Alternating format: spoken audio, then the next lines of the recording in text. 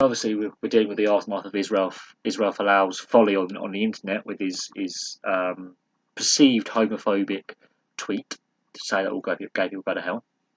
Now, I have my code of conduct for my previous employer when it came to social media accounts. I've got it here. It's a massive long document. I don't know if you can see it. And there's the bit here where it says social networking and video sharing websites. That section takes up about a third of the document. Third. And it's very clear on what is and isn't acceptable. So I'm very surprised that he's done what he's done, especially as a top-level athlete with a lot of media scrutiny on him. And he has got a Twitter account and he has got a Facebook. I'm very, very surprised, with the amount of media scrutiny on his every move, because he's a superstar in Australia, that he's done what he's done.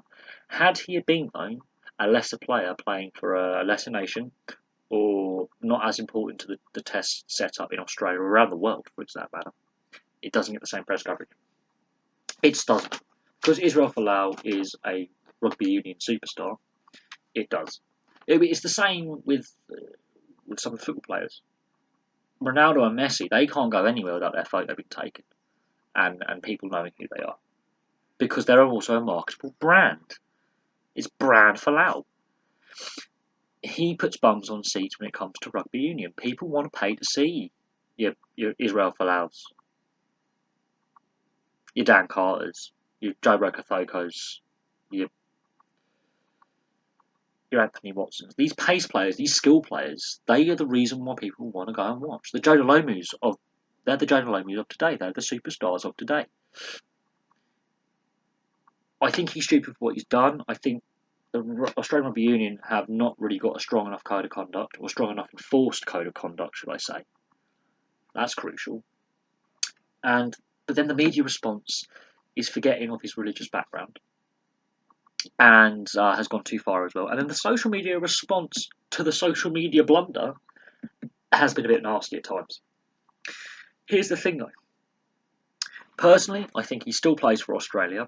He still plays for the Super Rugby franchise he's at, and he'll play at the World Cup next year. Because there's been rumours linking him to wanting to leave rugby union and go back to the NRL, because he can get more money in the NRL, to be honest.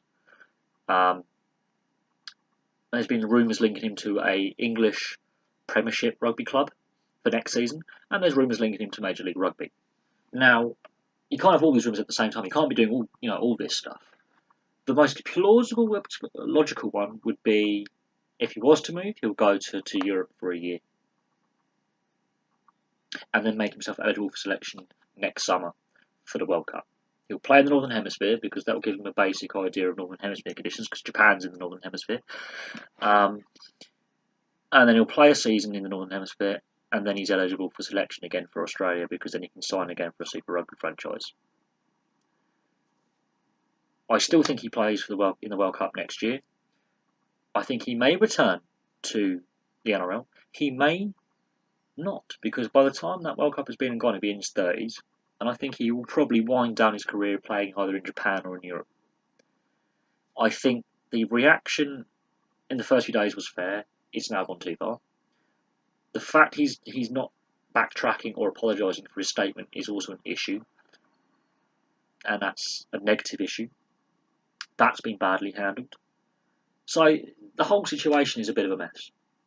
The thing is, Australian Rugby Union is in a very dark place right now. We'll finish on this point. It needs to keep attracting young players and fans to the sport, because Rugby League and AFL, Aussie rules, the NRL and AFL in Australia have more participation. There are more clubs, there's more people playing at amateur level, there's more people watching, there's more people members of clubs, there's more TV revenue, there's more sponsorship. Rugby Union is not on the same level in Australia as Rugby League and Aussie rules. So,